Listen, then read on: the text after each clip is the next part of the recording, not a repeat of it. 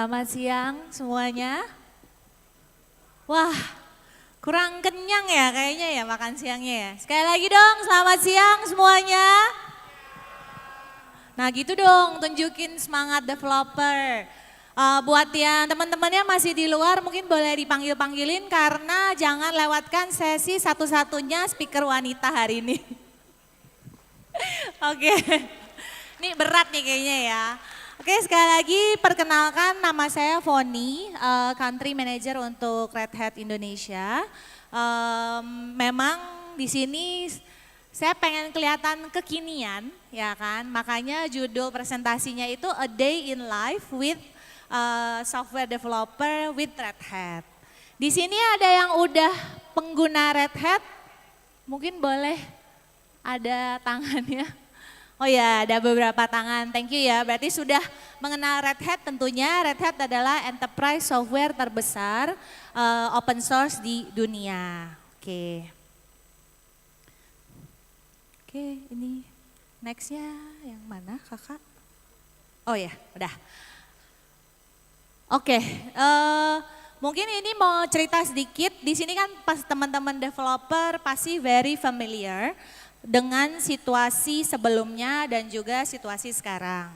Jadi developer community ataupun developer productivity itu juga terus-menerus telah berkembang dan berubah menjadi jauh lebih kompleks sekarang.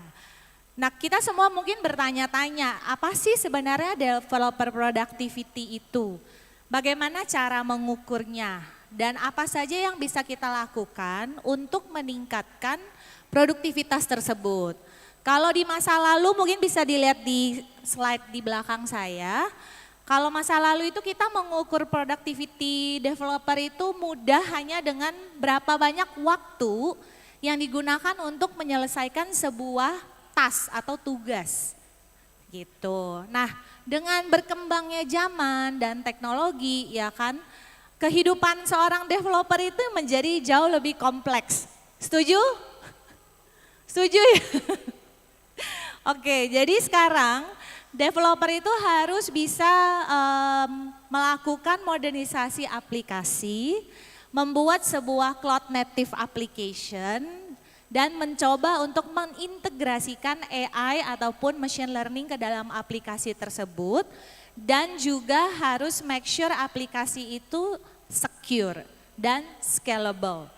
Selain itu, sesudah ditentukan aplikasinya, perlu ditentukan kembali mau dijalankan di mana. Kalau dulu mungkin cuma di on-premise, sekarang udah harus menentukan jalan di on-premise, di cloud yang mana, apakah harus hybrid ya kan. Jadi sudah tidak semudah yang dibayangkan. Jadi kalau kita bilang kita ingin mengukur produktivitas developer, yang dilihat itu memang spektrumnya sudah jauh lebih luas. Oke. Nah, sekarang kalau kita bilang application development itu challenges-nya seperti apa? 80% organisasi mengatakan mereka akan memodernisasi aplikasi 80% dari legacy aplikasinya dalam jangka waktu 2 tahun mendatang. Jadi kalau buat teman-teman developer jangan khawatir, 2 tahun mendatang masih banyak aplikasi yang harus dimodernisasi. Dan yang kedua, 80% enterprises mengatakan mereka akan membangun enable AI application. Nah kalau Gen AI enable application artinya kita udah harus familiar dengan tools, AI yang available di luar sana. 76% mengatakan bahwa company itu perlu mengestablish sebuah platform yang standar untuk para developer bisa bekerja dengan lebih baik. Dan yang terakhir ini mungkin pasti saya rasa para teman-teman developer setuju ya, 742% increase in terms of supply chain attack. Jadi kalau misalnya kita bilang serangan cyber, ransomware, itu akan menjadi momok yang sangat menakutkan, tidak hanya bagi teman-teman IT tapi juga bagi teman-teman developer. Kalau di sini dibilang it's a matter of when, not if. Jadi at the end kalau kita tidak berhati-hati, kalau kita tidak proaktif, itu pasti unfortunately akan terjadi. Oke. Nah, kalau modern cloud native challenges adalah bagaimana kita bisa mencoba mengerti kebutuhan daripada teman-teman di developer dan juga platform engineer dan memungkinkan mereka itu untuk bisa membangun, mendevelop aplikasi secara masif. Nah itu mungkin code-nya adalah massive scale. Nah kita sekarang tahu ya banyak sekali kebutuhan-kebutuhan yang fleksibel atau kita butuh skalabilitas dalam jangka waktu tertentu dan aplikasi kita pun harus bisa mendukung kebutuhan tersebut gitu. Sekarang kan pasti banyak 55, 11, 22, 33 gitu ya. Jadi kalau yang sering banget ngikutin hari belanja nasional, tentunya aplikasi juga harus bisa mendukung masif skala yang dibutuhkan dalam jangka waktu tertentu tersebut. Oke, sekarang kalau kita balik lagi ya ngomongin masalah developer productivity. Kenapa developer productivity itu penting? Karena survei membuktikan bahwa perusahaan yang memiliki developer centric culture atau budaya developer centric itu mengalami pertumbuhan revenue sebanyak 4 kali lebih tinggi daripada perusahaan yang tidak memiliki developer centric budaya itu. Dan kita semua tahu ya, happy developer pastinya akan menghasilkan produk dengan kualitas yang lebih baik. Setuju? Setuju. Happy developer juga pasti akan stay in a company dalam jangka waktu yang lebih lama. Jadi buat company, at the end selain mereka mendapatkan revenue yang 4 kali lipat lebih tinggi, mereka juga berhasil mendapatkan yang namanya employee retention. Jadi bagaimana seorang karyawan atau di sini konsepnya ada developer bisa stay lebih lama ya kan di dalam satu company. Happy developer akan menghasilkan produk dengan kualitas yang lebih baik. Berdasarkan studi oleh Asosiasi Komputer Mesin dan juga pengarang dari Universitas Victoria dan Microsoft Research mengatakan ada 25 faktor yang mempengaruhi dari developer experience. Nah kalau kita coba untuk simplify dalam 3 tahap, itu yang pertama adalah cognitive load, bagaimana kita bisa mengurangi beban kognitif daripada developer ketika mereka ingin memulai their first line of code.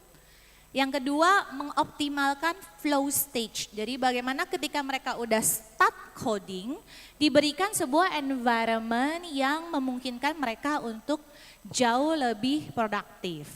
Dan yang ketiga adalah feedback loop yang kita bilang di mana produk yang dihasilkan itu akan mengalami iterasi yang berulang namun dalam skala yang kecil supaya produk yang dihasilkan itu bisa diluncurkan dengan lebih cepat ataupun dikoreksi dengan lebih cepat jika ada koreksi yang dibutuhkan. Nah ini 3 tahap yang menurut studi itu akan menghasilkan sebuah developer experience yang ideal. Oke. Nah ini kalau kita ngomongin cognitive load gitu ya. Jadi cognitive load adalah beban atau memori yang digunakan atau resource yang digunakan untuk memproses sebuah task. Di sini mungkin terlihat bermacam-macam remote ya. Nah saya yakin mungkin teman-teman developer di rumah juga remote-nya banyak ya. Setuju? Atau enggak punya remote udah nggak nonton TV ya, jangan-jangan. Oke, nah kalau dilihat di sini memang dilihat dari remote yang ada, kemungkinan besar ini kalau dari case-nya saya ya, mungkin buat case teman-teman developer juga sama. Dari banyaknya remote yang dimiliki, pasti hanya ada satu remote yang sering kita pakai. Walaupun ya kan kita diberikan fitur yang lengkap nih, kayak remote Logitech Harmony ini ada LCD-nya, tombolnya banyak. Tapi at the end kita cuma menggunakan tombol klik ya kan? Atau mungkin tombol geser ketika kita ingin geser kiri kanan memilih atau mau nonton Netflix. Jadi 95% daripada fungsi si remote ini tentunya tidak terpakai. Walaupun ini kelihatannya sophisticated, kelihatannya sangat fancy, sangat advance ada LCD.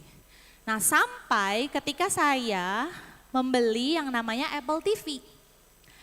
Jadi Apple TV comes with a very simple remote, mungkin kalau dilihat di sini, very simple, very intuitive, doesn't come with a manual, tapi somehow kita tahu bagaimana cara menggunakan itu. Jadi apakah membutuhkan tombol yang banyak seperti Logitech remote tadi? Apakah membutuhkan feature function yang banyak seperti si Logitech remote tadi? Jawabannya mungkin tidak. Jadi hanya sesimpel itu bisa geser kiri kanan. Jadi artinya adalah bahwa di sini konsepnya si Apple TV itu mengerti memang apa yang kita butuhkan. Nah kondisi sekarang untuk teman-teman developers dengan tools yang ada, dengan proses yang ada adalah si remote Logitech tadi. Jadi sangat kompleks, sangat banyak pilihannya tapi belum tentu efektif gitu. Nah kalau kita melihat bahwa di sini terjadi sebuah framework di mana developer itu akan mengalami inner loop dan juga outer loop. Nah ini saya pengen cerita nanti di masing-masing stage bagaimana Red Hat sebagai open source enterprise tools itu kita bisa membantu teman-teman developer mengurangi cognitive load tadi. Oke? Jadi kalau di sini ada yang pernah mendengar Red Hat Developer Hub? Belum pernah? Oke, jadi terima kasih setidaknya berarti informasi hari ini akan sangat berharga bagi teman-teman developer karena at the end tujuannya Red Hat dengan Red Hat Developer Hub ini kita ingin menghasilkan dan membantu teman-teman developer untuk menjadi lebih efektif, lebih efisien dan lebih bahagia, setuju? Oke, nah balik lagi ke Red Hat Developer Hub. Jadi itu sebenarnya adalah tools yang kita menyediakan end-to-end framework in a single pane of glass supaya teman-teman developer itu mendapatkan tools yang standarisasi baik itu dari trial sampai onboarding atau sampai monitoring dan observability. Oke. Nah ini yang tadi saya bilang ya apa yang terjadi di onboarding. Jadi mungkin apakah mungkin ini nanti teman-teman developer boleh confirm ya. Ketika saya jadi developer dan saya baru masuk ke dalam satu company, ceritanya jadi new hire di dalam satu organisasi. Kita akan dibanjiri dengan begitu banyak tools, begitu banyak proses ya kan dan begitu banyak setup yang harus dilakukan sampai kita bisa nulis our first line of code. Jadi mungkin saya nggak tahu di sini apakah itu juga challenge yang dihadapi oleh teman-teman developer ketika baru pindah kantor ceritanya. Jadi banyak sekali pilihan dan juga tidak ada standarisasi. Nah itu tentunya sangat-sangat tidak efektif, tidak efisien dan tidak produktif. Karena untuk menulis first line of code aja butuh waktu sampai berminggu-minggu. Gitu. Setuju? Ada yang ngangguk-ngangguk sih, berarti memang itu adalah statement ya. Nah di enterprises tentunya kita melihat teman-teman developer itu sebuah divisi yang besar, punya banyak anggota dan juga harus bisa berkolaborasi dengan teman-teman dari divisi lain, apakah itu dari infrastruktur, apakah itu dari operasional, apakah itu dari network ya kan.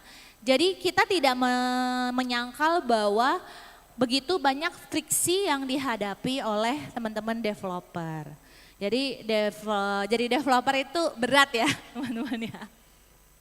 Oke, nah beberapa friksinya developer itu atau development itu bisa dilihat dari beberapa hal. Misal contoh, bagaimana saya memulai sebuah aplikasi, Bagaimana saya meng-onboard user baru, bagaimana saya mencari API yang saya butuhkan, dan bagaimana saya mengotomasi infrastruktur. Dan yang terakhir bagaimana ketika ada orang yang meninggalkan perusahaan. Jadi apa yang harus dilakukan, siapa yang harus take over, ini siapa yang megang codingnya, ini flow-nya seperti apa. Jadi memang tidak semudah yang dibayangkan teman-teman. Dan semakin bertumbuhnya organisasi, ini yang kita lihat juga terjadi yang dihadapi oleh teman-teman developer lagi, bahwa self-service tools itu sangat kurang di teman-teman atau di enterprises. Tadi yang udah kesulitan mencari API udah kita sebut, terus lack of ownership and transparency. Jadi ini aplikasi atau flow yang sudah dibikin, ini code-nya ada di mana, siapa yang pegang, siapa yang maintain, siapa yang patching, ya kan. Terus terlalu banyak tools, tadi juga udah disebut di depan ya kan. Kadang-kadang itu quality over quantity, jadi terlalu banyak juga tidak baik. Dan dokumentasi yang sangat-sangat tidak di-maintain, tadi kita bilang mungkin code-nya ada yang disimpan di hard disk, ada yang disimpan di desktop, ada yang disimpan di GitOps atau di manalah. Jadi emang tersebar di mana-mana. Dan yang terakhir tadi yang udah di-mention juga, onboardingnya itu memakan waktu yang sangat lama gitu. Dan ketika friksinya itu semakin besar, impact-nya buat enterprise adalah inovasi yang stagnan. Jadi inovasi yang tadinya di-expect atau diharapkan itu tidak terjadi. Kehilangan fokus. Dan yang terakhir adalah berkurangnya kualitas. Nah ini tentunya kalau di sini mungkin ada developer head atau ada business user ya kan. Ini hal yang tentunya harus disadari dan harus dihindari. Nah ini kalau teman-teman developer sudah under pressure nih ceritanya. Ketika software delivery team sudah under pressure, 73% developer mengatakan mereka pernah mengalami burnout sepanjang karirnya. Mungkin di sini ada yang tidak pernah mengalami burnout? Oh enggak ada tangannya ya, berarti semua pernah mengalami burnout. Dan 76 organisasi mengatakan belajar arsitektur baru itu membutuhkan cognitive load yang sangat tinggi. Jadi itu akan mengakibatkan stres, akan mengakibatkan kegelisahan. Jadi tujuan saya di sini bukan untuk menakut-nakuti teman-teman developer ya, tapi ini adalah fakta menurut survei. Dan yang terakhir 91 organisasi mengatakan bahwa memang otomasi itu diperlukan untuk mencapai produktivitas dan efisiensi yang dibutuhkan. Nah itulah kenapa kita introduce yang namanya Red Hat Developer Hub. Jadi di Developer Hub ini adalah single pane of glass tadi yang saya bilang, di mana para teman-teman developer bisa melakukan trial, onboarding aplikasi, sampai ke observability dan manageability. Itu bisa dilakukan semuanya di satu tools saja. Dan Red Hat Developer Hub ini itu juga memiliki extension, itu bisa ke Red Hat Sandbox untuk developer. Biasa developer paling seneng kalau dikasih environment untuk bisa ngoprek, environment untuk bisa bermain-main dengan teknologi. Nah ini ter-include di dalam Red Hat Developer Hub, which is si Red Hat Developer Sandbox dan juga Red Hat OpenShift GitOps. Jadi itu udah include ya kan, nanti feel free ya bisa dicoba, kita ada environment khusus juga untuk teman-teman developer. Apa saja yang included tadi, selain yang tadi saya sebut ya, di dalam offering Red Hat Developer Hub ini. Yang pertama adalah centralized self-managed software catalog. Jadi di sini untuk beberapa horizontal coding ataupun aplikasi yang mungkin para teman-teman developer itu tidak perlu build dari nol. Jadi sudah bisa diambil dari katalog itu karena memang sudah terkurasi, sudah certified oleh Red Hat sendiri. Yang kedua adalah manageable technical documentation. Tadi yang kita bilang dokumen itu akan tersimpan ya kan dengan lebih baik, easily to create, maintain and technical documentation dengan pendekatan doc as a code. Nah itu mungkin sesuatu yang baru ya, yang baru bisa dilakukan juga di tempat para teman-teman developer.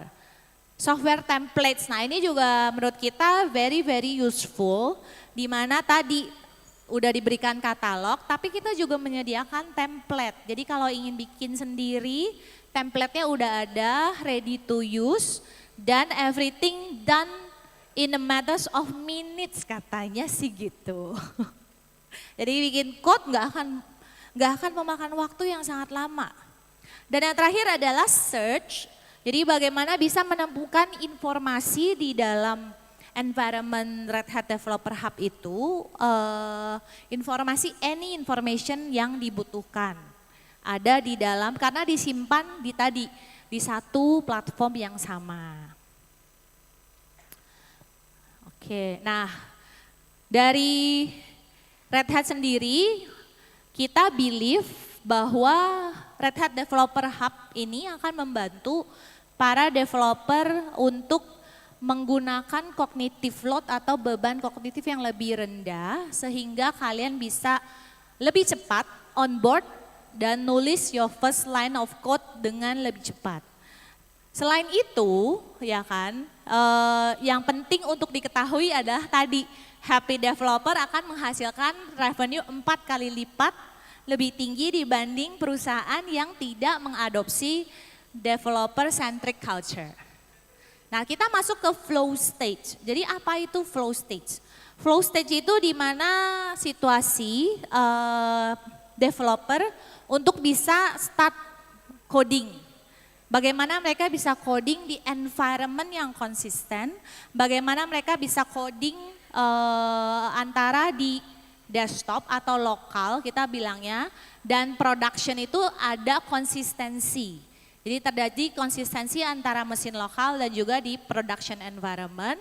Dan di sini juga yang dibutuhkan adalah bagaimana code-nya itu juga tidak bisa diinfuse dengan teknologi-teknologi baru seperti AI. Nah kalau di flow stage dari Red Hat kita akan bercerita tentang Podman Desktop. Ada yang sudah pakai Podman Desktop? Ada yang coding di laptop menggunakan Podman Desktop? Oke. Jadi kalau yang Podman Desktop itu akan impact ke teman-teman developer tentunya di inner loop. Tadi kita bilang ya kan bagaimana code-nya itu ditulis nanti akan running di mesin lokal dan juga di environment production itu dengan jauh lebih konsisten. Karena yang kita tahu sekarang kondisi di lapangan adalah tidak terjadinya keselarasan antara environment di mesin lokal dan juga environment di production. Dan satu lagi, si Podman Desktop ini akan membantu teman-teman developer untuk bisa menggunakan container, ya kan, untuk yang sama bisa running di lokal, mesin lokal dan juga di production environment atau even di OpenShift. Jadi you can directly, ya kan, set up a container in your local machine sampai ke production dan even itu juga bisa memanage dan create cluster di mesin lokal.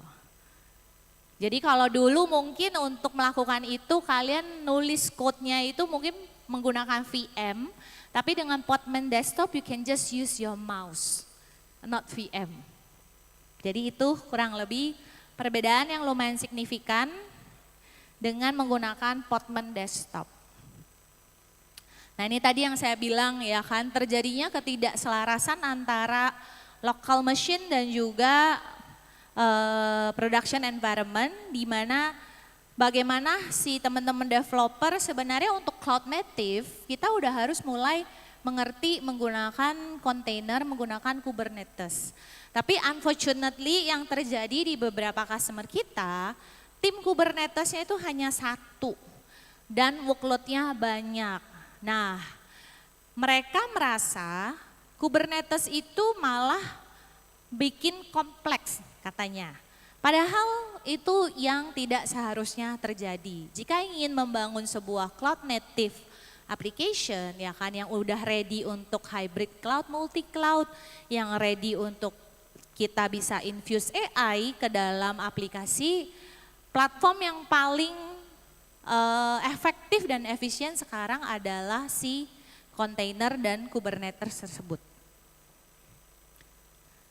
Di sini teman-teman udah pada bikin aplikasi menggunakan microservices dan container kan?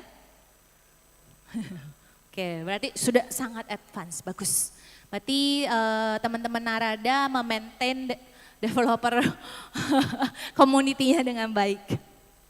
Oke, nah tadi yang kita bilang ya terjadi adoption barrier karena ketidakselarasan antara mesin lokal dan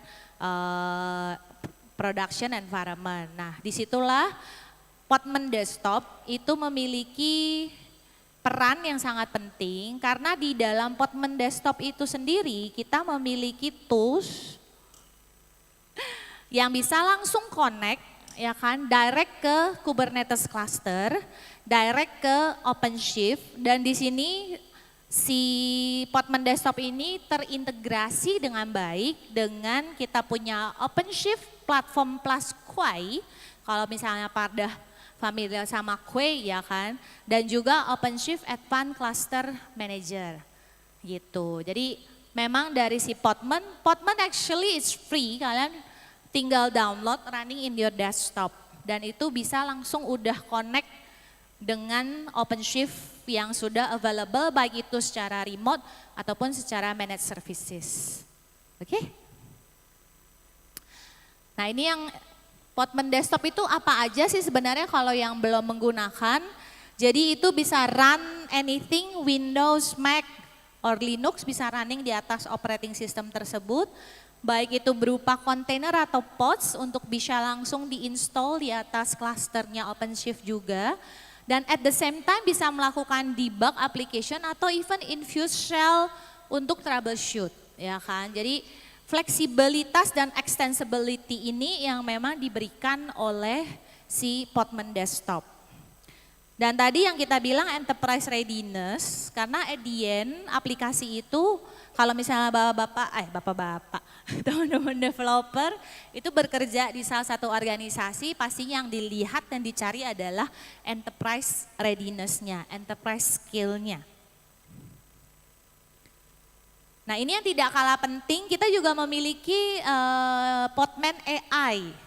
Nah ini kan AI udah lagi banyak diadopsi di mana-mana dan AI itu terbukti bisa membantu organisasi untuk mencapai benefit bisnis. Nah untuk bisa memulai AI inisiatif yang ada di tempat teman-teman developer, jadi si Podman AI ini memberikan yang namanya Discover Gen AI. Jadi kalau pengen nyari use case, kira-kira apa ya yang cocok untuk di organisasi saya atau model katalognya apa aja yang udah AI model yang udah available tinggal saya pakai. Jadi tidak perlu saya train dari awal.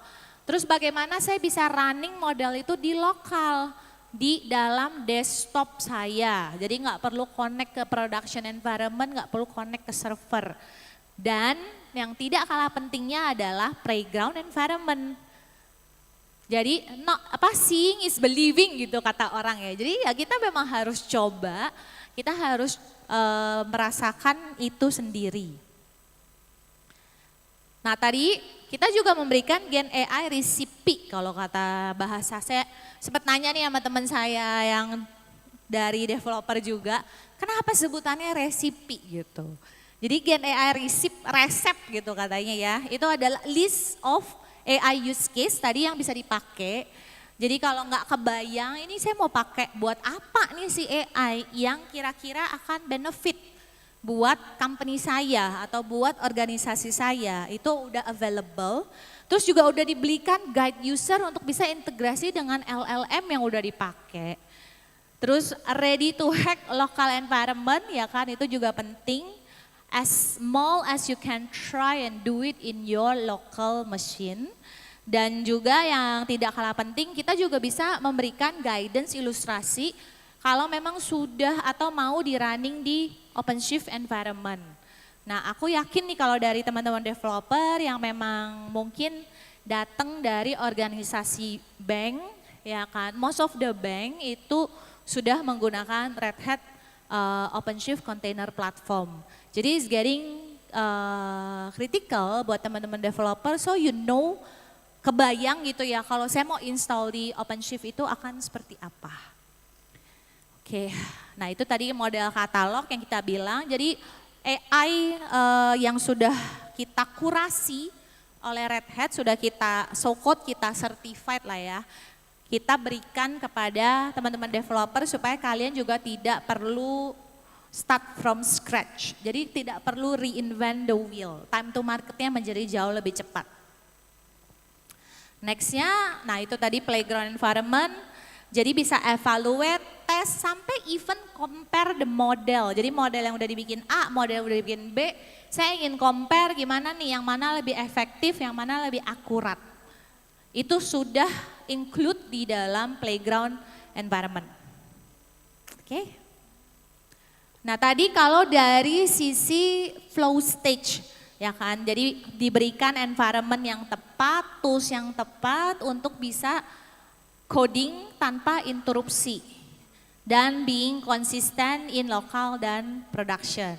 Nah kita masuk ke feedback loop. Jadi feedback loop ini di mana tadi yang saya sebutkan di awal ya, iterasi-iterasi kecil tapi sebenarnya itulah yang penting supaya produk yang dihasilkan itu bisa di launch dengan lebih cepat, ya kan, time to marketnya lebih cepat, servicesnya juga ringan, dan tidak hanya kita juga mengeluarkan atau menjalankan services baru, tapi ketika kita ingin melakukan koreksi, ya kan, oh ini kayaknya user experience-nya kurang, ini ada performance issue di area sini.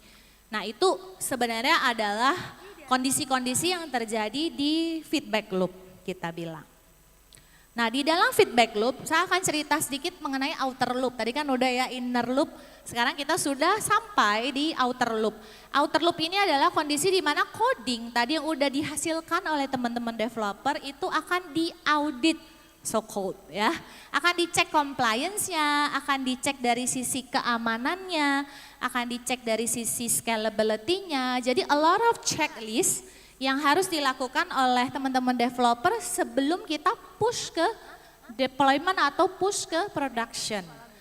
Karena again, buat company atau organisasi, trust daripada usernya itu penting, ya kan? Dan jika terjadi sesuatu dari area trust tersebut, itu tidak hanya akan memberikan kerugian finansial kepada organisasi, ya kan, dan yang sangat kritikal adalah jika terjadi kerugian material dan juga kepercayaan terhadap perusahaan tersebut. Jadi when the trust is broken, it's very hard to rebuild. Setuju?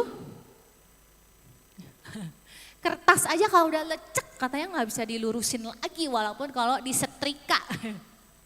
Kurang lebih itu. Jadi makanya kenapa penting sekali di feedback loop itu kita membantu teman-teman developer itu untuk melakukan checklist terhadap produk atau line of code yang sudah dihasilkan. Nah untuk melakukan itu dari Red Hat kita memiliki tools yang baru saja kita launch tahun lalu di acara Red Hat Summit Connect di US, ya kan, di mana kita memiliki proses yang kita bilang Red Hat Trusted Software Supply Chain. Jadi keseluruhan prosesnya itu kita review menggunakan Red Hat TSSC, kita singkat aja ya kalau saya baca kayak panjang banget.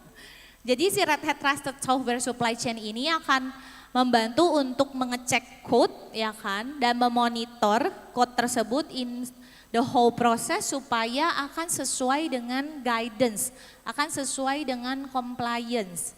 Karena sebenarnya yang Red Hat berikan di sini adalah we use our own experience, our own intelligence. Karena Red Hat sendiri kita memiliki produk Kita punya Red Hat Enterprise Linux, kita punya Red Hat OpenShift, dan experience itu, insight dan pengalaman itu kita share balik ke teman-teman developer dengan si Red Hat Trusted Software Supply Chain ini. Jadi the way we audit our own product, ya kan, expertise-nya, kita punya parameter-parameternya, caranya itu kita bungkus kembali, kita share ke teman-teman developer lewat si Red Hat Trusted Software Supply Chain ini. Dan ini yang kita bilang, kita mencoba untuk move atau level up dari level yang tadinya operating system si Red Hat Enterprise Linux aja ke level operation, which is adalah container platform, dan menggunakan trusted supply chain kita ingin masuk ke area developer experience. Jadi buat teman-teman sebenarnya di sini kita juga banyak sekali extension yang ada di dalam Red Hat Trusted Software Supply Chain. Salah satunya adalah Red Hat Trusted Application Pipeline. Nah, Red Hat Trusted Application Pipeline itu di mana sebenarnya di dalam itu ada lagi extensibility-nya ke Red Hat Trusted Artifact Signer dan juga Red Hat Profile Analyzer. Jadi mungkin saya akan share lebih lanjut mengenai apa sih si dua hal tersebut. Jadi yang kita bilang extension yang diberikan lewat si Trusted Application Pipeline itu, di mana salah satunya adalah si tadi, si signer, bentar ya. Oke, tadi yang pertama adalah Trusted Profile Analyzer. Jadi ini gimana kita mencoba membantu menganalisa dan melakukan inventory vulnerability, baik itu in-house ataupun punya vendor. Jadi saya yakin di sini juga kan teman-teman developer nggak semuanya in-house ya. Jadi kalau menggunakan vendor application itu juga bisa di run scan lewat si Trusted Profile Analyzer ini, di mana nanti dia akan menghasilkan, bisa juga digunakan on demand atau at code time kita bilang. Jadi nanti reportnya itu bisa dipakai untuk improve dari sisi security di aplikasi yang dibangun oleh teman-teman developer.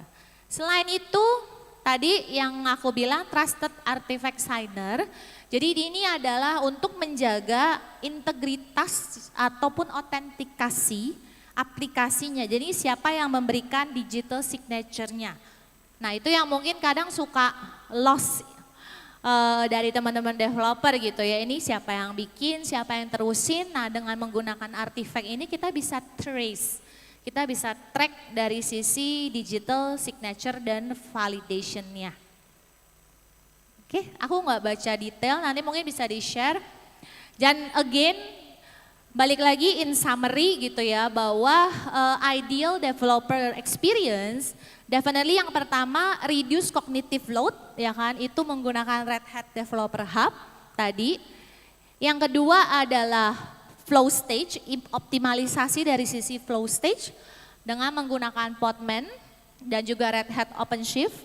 Dan yang ketiga adalah feedback loop, bagaimana code itu di-review dari sisi compliance-nya, security-nya dengan menggunakan Red Hat Trusted Software Supply Chain.